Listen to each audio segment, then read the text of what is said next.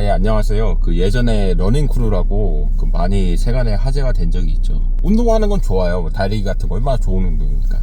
하지만은 여러 사람들이 이렇게 무리를 지면서 갑자기 막 뛰면서 난입을 하면은 상당히 좀 당황스럽죠. 요새 사람들이 핸드폰 들고도 이렇게 많이 막 걸어다니잖아요, 보면서. 뛰어가는 사람들이 막 확 지나가면은 깜짝깜짝 놀라거든요. 이런 게 좀 화제가 돼서 러닝크루 민폐 이런 얘기가 나왔었어요. 근데 이제 러닝크루가 아니라 임장크루가 등장했습니다. 임장크루. 그러니까 임장이라는 거는 부동산적 관점에서는 부동산 투자를 위해 현지에 가서 여기가 부동산 투자할 만한 가치가 있는지 입지를 분석하거나 시세를 분석하는 이런 일련의 행위를 임장이라고 하는데요. 이런 임장도 이제 단순히 각자의 개인 투자가 아니라 무리를 지어가지고 그런 임장크루가 이제 등장을 했습니다. 이 임장크루는 공인중개사 협회라는 곳이 있는데, 이게 보통 공인중개사들이 이곳에 가입을 하거든요. 협회에서 공지문까지 저도 받았어요. 임장크루를 조심하세요. 그러니까는 가장 매수인이죠. 가장 매수인. 마치 자신이 어떤 아파트나 부동산을 살 것처럼 말을 하면서 그냥 임장만 하는 겁니다. 예를 들어서 내가 반포 레미안 언베이를 임장을 하고 싶은데 살 생각도 없고 살 돈도 없고, 그런 사람들이 와가지고 막 실컷 구경을 하는 거죠. 그런 다음에 이렇게 돌아가는 그런 행태를 말하는데, 참 이게 좀 씁쓸한 모습을 보여주는 것 같아요. 일단 첫 번째로는 한국인이 이제 부동산이 이게 단순한 주거지가 아니라 투자적인 자산이 돼버렸으니까는 부동산에 대한 투자적 관점이 보다 좀 심화되었다. 단순히 이제 사람들은 이제 부동산의 주거지로 바라보는 비율이 점차 이게 줄어들고 있다는 그런 느낌이 많이 들었고요.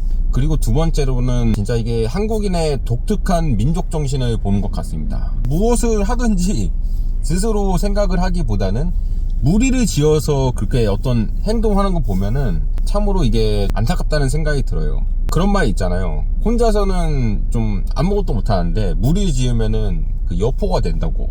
여포를 하는 게 삼국지에서 최고의 호걸 중에 하나잖아요. 혼자서는 그냥 비리비리한데 무리 지으면은 모든 걸 할 수 있는 것처럼 용기가 생긴다는 것이죠. 어떻게 보면은 좀 안타까운 건데, 그런 무리 본능을 아주 잘 볼 수 있는 게 바로 이 임장크루라고 할 수 있습니다. 마지막으로 이 임장크루를 보면서 이렇게 생각할 수 있는 거는, 이제 부동산 투자마저 이게 교육 시스템에 들어가 버렸다라는 생각이 많이 들었어요. 한국은 모든 걸 좀 교육하는 시스템이 있는데, 10대 때 우리가 받은 사교육뿐만 아니라 여러 가지 코스들이 많습니다. 하지만 이제 투자마저도 그런 클래스가 있거든요. 여러분이 자주 보시는 유명 유튜브도 그렇고 다들 이렇게 개인적으로 강의를 하세요. 투자 강의 같은 것들. 그러니까 그런 것도 이제 상당히 대중화되었구나 라는 생각이 들었습니다. 그렇다면 이 임장크루를 통해서 가장 피해받는 사람은 누구냐 하면은 당연히 현지의 공인중개사라고 할 수 있겠죠. 예를 들어서 A라는 가장 매수인 임장크루를 상대하고 있는데,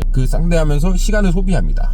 하지만은 다른 실제 실수요자들이 실제 매수인이 있잖아요. 그런 매수인을 놓치게 되는 거죠. 시간 동안은 적게는 30분에서 길게는 한두 시간까지. 그렇기 때문에 그런 기회비용을 잃기 때문에 공인중개사로서는 많은 손실을 안는 셈이죠.